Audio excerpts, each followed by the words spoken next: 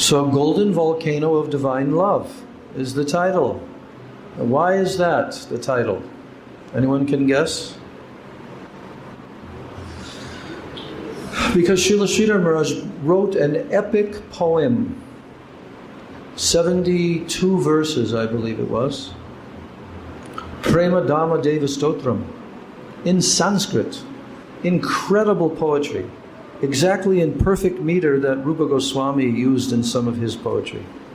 And it was so beautifully written that his godbrother, well-known perfected soul, Srila Akinchana Krishnadas Babaji Maharaj, he was discovered by Srila Śrīdhara Maharaj to sometimes be going to visit his birthplace, Srila Śrīdhara Maharaj's birthplace, which is a village right here in Gauramandala, and it's called Hapaniya.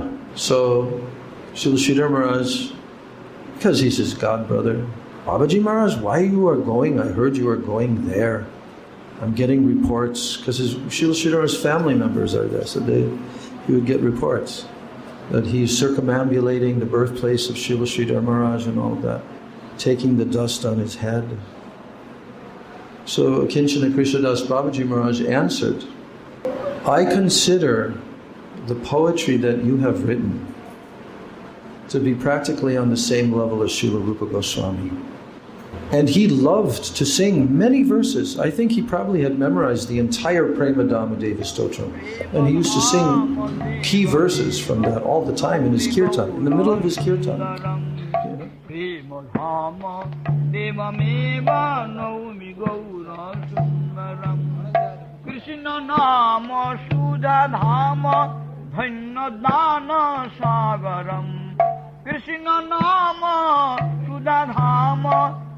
Dhanna sagaram prema dhama devameva naumi gaura sundaram. Anyway, Srila Bhakti Rakshak Śrīdhara Maharaj, he has played, and to this day and into the future is playing a very, very significant role in the preaching mission of Chaitanya Mahaprabhu. A very, very unique and very appreciated contribution by the Vaishnava community. And that is through his Harikatha. And especially through his Harikatha that he gave in the English language from the time when, just after the disappearance of our Srila Prabhupada, 1977, and then the beginning of 1978. And many devotees from all over the world began to come and sit right here, Chaitanya Saraswat Mat, right on that veranda.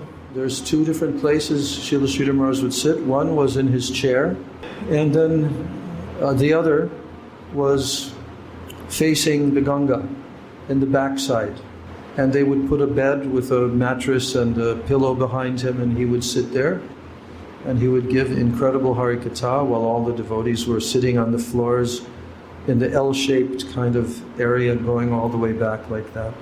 Actually, it was a very astonishing thing to us that we met Srila Śrīdhara Maharaj at that early period, before any of the politics started to happen. And he was so much available. You know, it reminded me of like a great general, like Bhishma Dev. Of course, this is taking into consideration that he didn't leave this world, but a person like his stature, right? And he's simply sitting on his veranda. He's the Siksha Guru of all of the Gaudiya Mat, the Siddhanta Acharya. Everyone came to him to understand Siddhanta. And our Srila Prabhupada told his leaders of his movement to go to him and get guidance from him and all of that, which they did in the beginning. So, you know, Srila Śrīdhara Maharaj, he was an uncompromising personality. When it came to Siddhanta, he was uncompromising, but he was also a very harmonizing person. Yes, even if there was some controversy or some heavy disagreement, quarreling on Siddhanta, this and that, But Śrīla Śrīdhara Maharaj would be able to settle that in a very congenial manner, you know?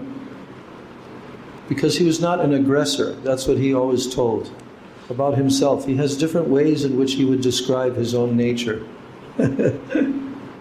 He would even quote Śrīla Bhaktivedānta Saraswati Thakur, that at a particular time Śrīla Saraswati Thakur told that, Śrīdhara Maharaj, he is an ease lover. And he would quote that about himself. But he also said, Shastra Nipun, he used that terminology. Shastra Nipun means a genius of the Shastras. Shastra Nipun. He also stated, Bhaktisiddhanta Saraswati Thakur stated about Śrīla Śrīdhara Maharaj, the poetry that he wrote in glorification of Bhaktivedānta Thakur. I read that poetry on Bhaktivedānta Thakur's disappearance day recently. And there is one verse in there describing how Bhaktivedānta Thakur is the personality who is now fulfilling that which Mahaprabhu came to give, that which Swarup Damodar protected, that which Jiva Gosvāmī, like this. And that verse describes Bhaktivedānta Thakur as being that personality who is giving service to the lotus feet of Srimati Radhika. That's at the end of the whole thing. When Śrīla Bhaktisiddhanta Saraswati Thakur saw that, he made a comment. He says, now I feel, I forget the word that he used, but I feel confident that although I will leave this world, but there is someone remaining who can give the actual line, referring to Śrīla Śrīdhara Maharaj. So he will always be in that category, always, eternally, because he's given it now. And he's given it in the English language, 1,200 hours of recorded English darshans. All those audios have been kept. So the importance cannot be understated of Śrīla Śrīdhara Maharaj's contribution, because his manner and his mode and his mood and everything about his presentation, especially in English, is just breathtaking. One of his godbrothers, who really was so worshipful, had such a worshipful mood towards Śrīla Śrīdhara Maharaj, although he was even senior in coming to the lotus feet of Bhaktisiddhanta Saraswati. Who's that? Śrīla Bhakti Pramod Puri Gosvāmī Maharaj. He would often state that I consider Śrīdhara Maharaj to be my Siksha Guru. And he even wrote Vyasa Puja offerings for him while he was on the planet. And my Guru Maharaj, Śrīla A.C. Bhaktivedānta Swami Prabhupada, also spoke and glorified Śrīla Bhakti Rakshak Śrīdhara Maharaj. He directly stated, I consider Śrīdhara Maharaj to be my Siksha Guru. So what to speak of the benefit others will derive? He also invited Śrīla Bhakti Rakshak Śrīdhara Maharaj in his final year. Prabhupada went over there and personally invited. There's a recording of the conversation. He's requesting Śrīla Śrīdhara Maharaj to come and live in Mayapur, in the house that Jayapataka Maharaj is building for him, that he will live together with Śrīla Prabhupada Bhaktivedānta Swami Maharaj in the house that is being built. And Śrīla Prabhupada says to him, and do not worry, you will not have to go anywhere of your own energy. They're building a lift and everything will be arranged. People are coming from all over the world. And then Śrīla Śrīdhara Maharaj says, yes, yes. Very scholarly people are coming. Yes, yes, from all over the world. How much benefit they will derive from your association like this. And Śrīla Prabhupada also directly said that he wanted him to receive the official position of being the president of ISKCON.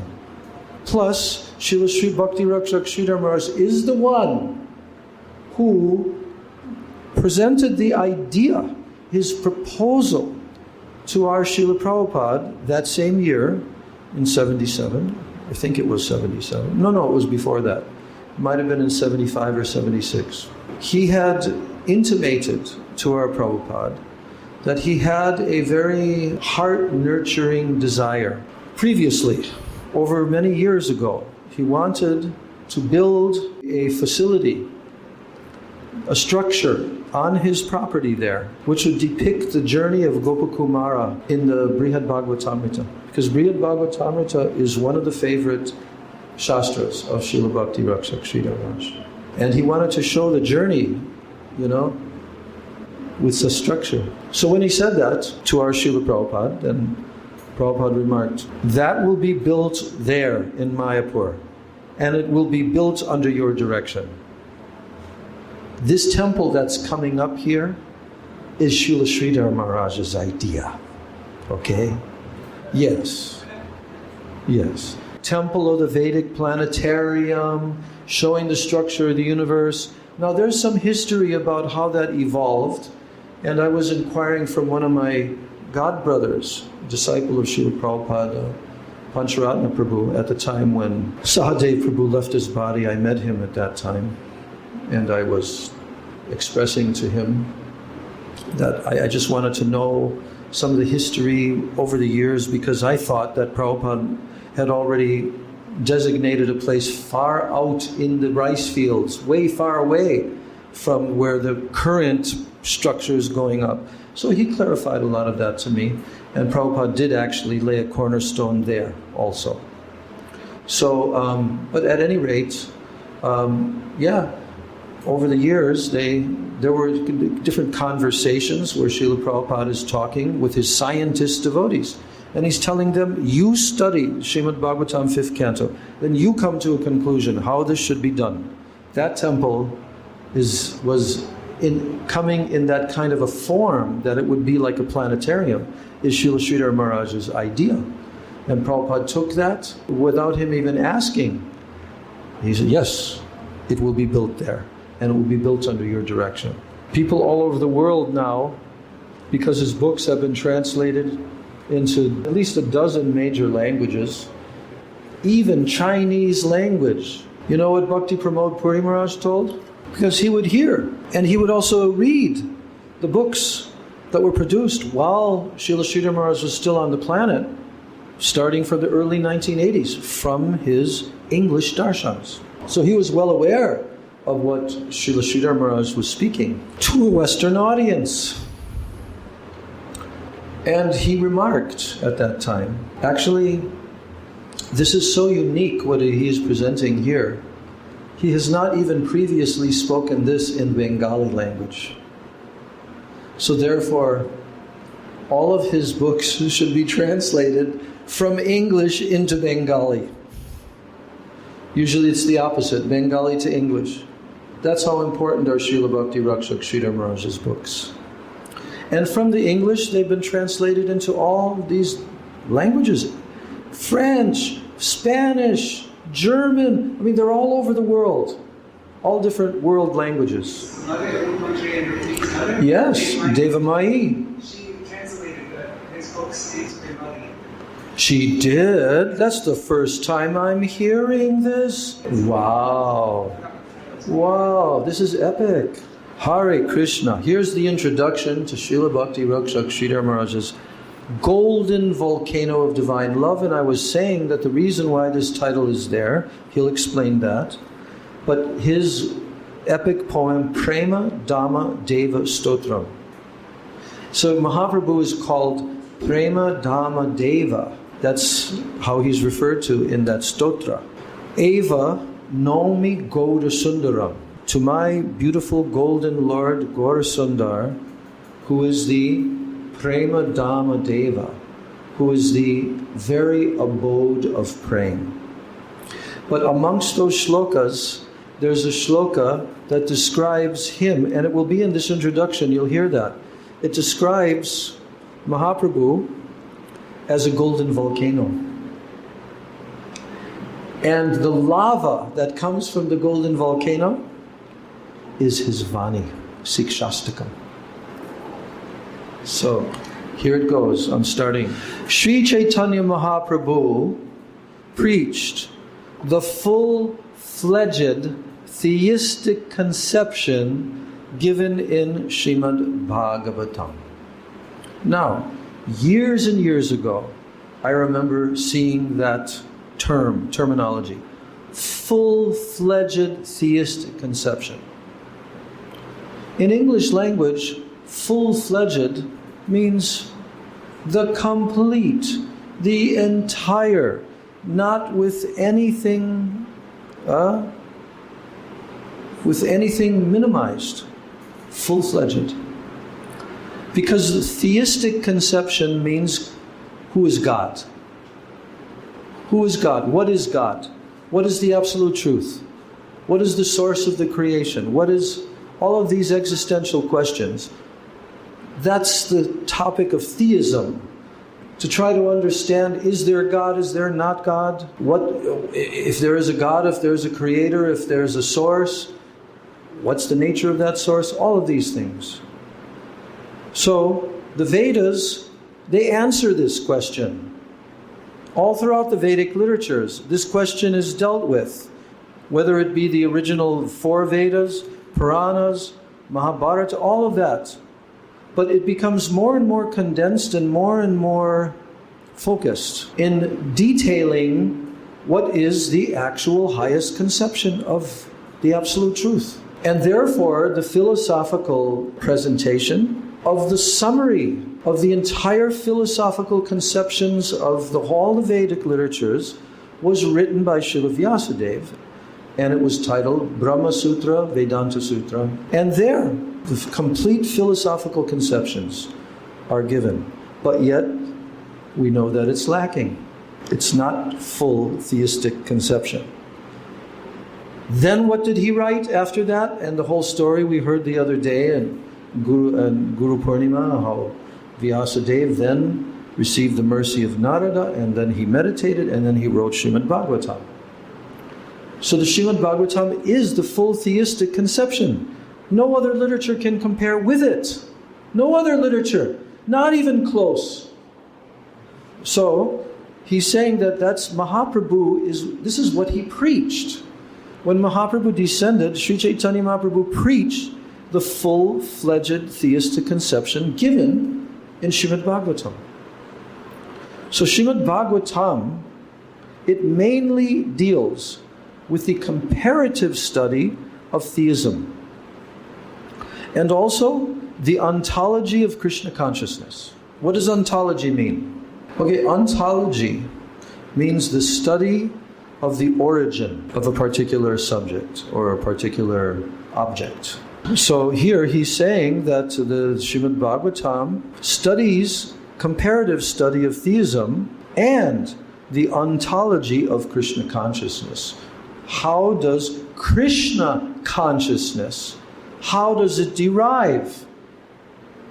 And how did it develop into what we find as the full-fledged conception of theism, you see? Now, the Brahma Vaivarta Purana and the Padma Purana, 2 Puranas, these two, Brahma Vaivarta and Padma Purana, they represent the importance of devotion to Krishna through narration and through history to some extent. But they fall short of the philosophical and the ontological standards set by the Mahapurana Śrīmad Bhagavatam. Śrīmad Bhagavatam can satisfy all Vedantic scholars, for it represents Krishna consciousness in its fullest dignity. Śrīmad Bhagavatam expounds as the highest attainment of theism, not consciousness, not intelligence, or ontology. But what does it expound? Ecstasy, beauty, and harmony. Rasa. In Śrīmad Bhagavatam, rasa is all important. It is a unique treatise, for it takes theism from the plane of intellectual jugglery to the domain of rasa. That's Śrīmad Bhagavatam. See, that one paragraph from Śrīla Bhakti Rakshak, unparalleled, uncanny, incomparable. Now he tells the story that I once began writing a book which was to be a summary study of the 18,000 verse Srimad Bhagavatam. Now Bhaktivedānta Thakur condensed the whole Bhagavat principle into 1,000 verses in his Bhagavat Tarka Marichi Mala. Now I had a mind to consolidate it even more, to represent it within 300 verses. I began that book, but I could not finish it. So Srimad Bhagavatam is a vast treatise in the Sanskrit language, filled with essential information, historical reference, and expositions on the major schools of philosophy. In Srimad Bhagavatam, many minor points of history and geography are also mentioned, which, although non-essential, they support its conclusions. And I thought to myself, reading this yesterday, geography, maybe 5th canto, like that. He's putting it into that category. They're non-essential, but they support the conclusions. So whatever is unnecessary in Srimad Bhagavatam is eliminated when its meaning reaches its purest and its most intensified glory in the teachings of Sri Chaitanya Mahaprabhu. Again, whatever is unnecessary in Srimad Bhagavatam is eliminated when its meaning reaches its purest and most intensified glory in the teachings of Sri Chaitanya Mahaprabhu. So did our Gurudev say something similar to this? Srila Bhaktivedānta Narayan Mahārāja? Did he say something along that same vein of thought? That the non-essential eliminated? Well, first of all, he said, if 10th canto were not there, Srimad Bhagavatam would not be anything of great importance. And then he went even further. Exactly what is being told here. When it reaches its purest and finest, highest glory. If Krishna's pastimes with the gopis and the gopis' 5 Gitas, songs, were not there in the Srimad Bhagavatam, because these are like the 5 life heirs, then Srimad Bhagavatam would not be particularly of the greatest value. So the point is, when that focus is concentrated and developed, that focus on the most essential, on the essence of the essence of the essence, then the non-essential parts will not be given as much emphasis. So if we are to consider the very gist of the Srimad Bhagavatam, then we must study the life and the precepts of Sri Chaitanya Mahaprabhu. And our Prabhupada did that, because his introduction to his Srimad Bhagavatam is the life of Mahaprabhu and his teachings. That whole section of the introduction is mainly telling that. Very many pages, something like 20, 25 pages. So he presents Mahaprabhu as the preacher of the Srimad Bhagavatam. Just as the teachings of the great author of the Srimad Bhagavatam, Srila Vyasadeva, were percolated by the realizations of Shukadeva Gosvāmī, the essence of Srimad Bhagavatam has been percolated by the life and the precepts of Sri Chaitanya Mahaprabhu. You know what a percolation is? That term is used when people make like ground coffee from the coffee beans, and then it percolates. You know, it's like bubbles and boils, and it's called percolating because it draws out the taste from the coffee. So they call that percolating, isn't it? Yes. So, just as Shukadeva Goswami percolated the Srimad Bhagavatam of Vyasadeva by expressing his realizations of the Srimad Bhagavatam. So Shukadeva Goswami percolated the whole Srimad Bhagavatam. So he says, in the same way, the essence of the Srimad Bhagavatam has been percolated by the life and the precepts of Sri Chaitanya Mahaprabhu. So therefore, because the teachings of Srimad Mahaprabhu represent the gist of the Srimad Bhagavatam, I would like to include here one of the verses I originally composed to introduce my summary study.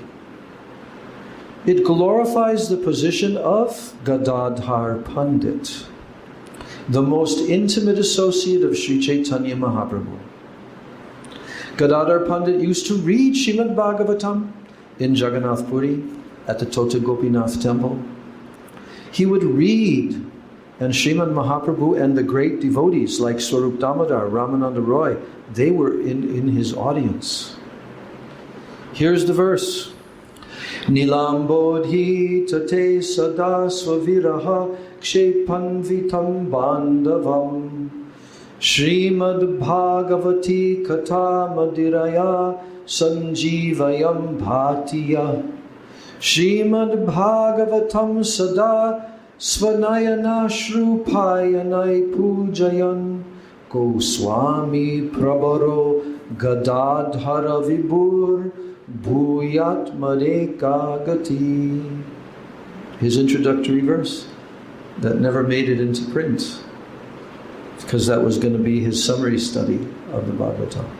Here's the translation of this amazing verse. On the shore of the broad blue ocean, Gadadhar Pandit used to read Srimad Bhagavatam to Sri Chaitanya Mahaprabhu, who was suffering from the great internal pain of separation from himself, Krishna. Gadadhar Pandit supplied the wine of Krishna Lila to intoxicate his afflicted friend and give him relief.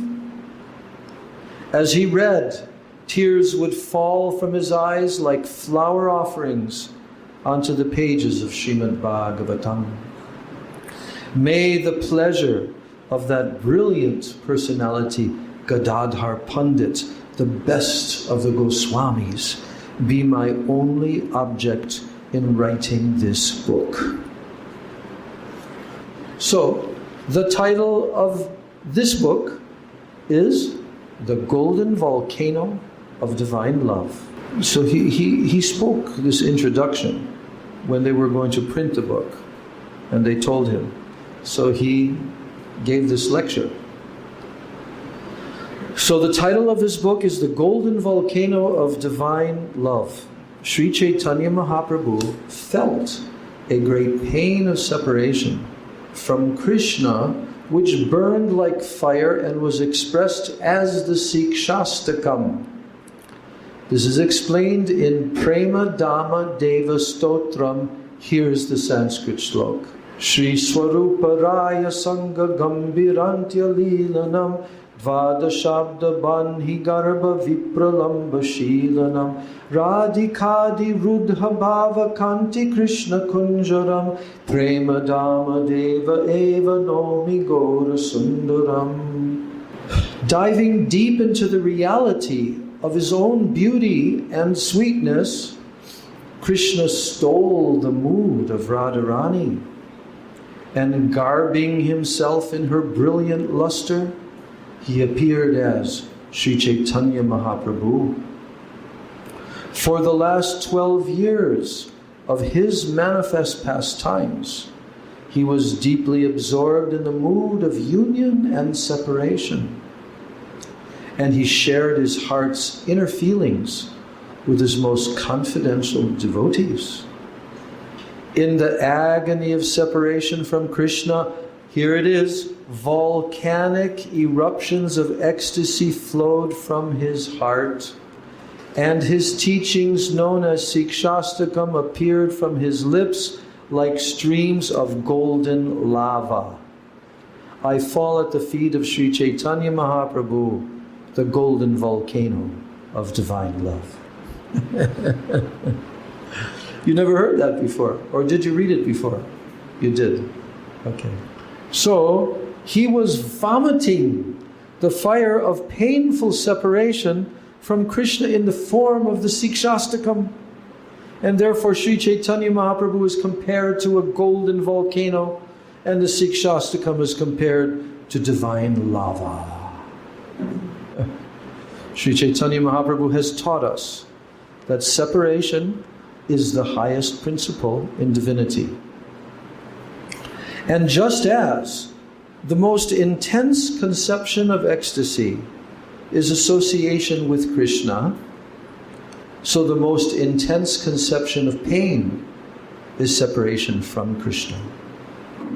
Yet, the pain felt from Krishna's separation is far more intense than the ecstasy felt from his association. Sriman Mahaprabhu says, "Can't you understand the painful situation you are in? Your senses must have all been destroyed. Otherwise you would have died from the pain of separation from Krishna. It is inconceivable. We belong to him wholesale. He is all in all to us, but we can't see him. We are forcibly separated from him. How can we tolerate this?"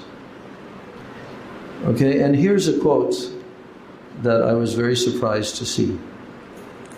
It's Bhaktivedānta Thakur, Srila Śrīdhara Maharaj is telling. And Bhaktivedānta Thakur once said, "I can't tolerate separation from Krishna any longer. I can go on for only 3 or 4 more days, and then I shall have to leave this body." You ever heard that one? So to love Krishna means that we shall have to die to live. This is one of his prime slogans, although it comes from Bhaktivedānta Thakur actually, die to live. But Srila Śrīdhara Maharaj gave it a whole realm of dimensions, die to live. So he says, to love Krishna means that we shall have to die to live. In the beginning, divine love seems like lava, like death. But really, it is nectar. It is life. Many persons in this ordinary world are also frustrated in love, right? In this material world, is there not a lot of frustration in the jivas trying to have loving relationships?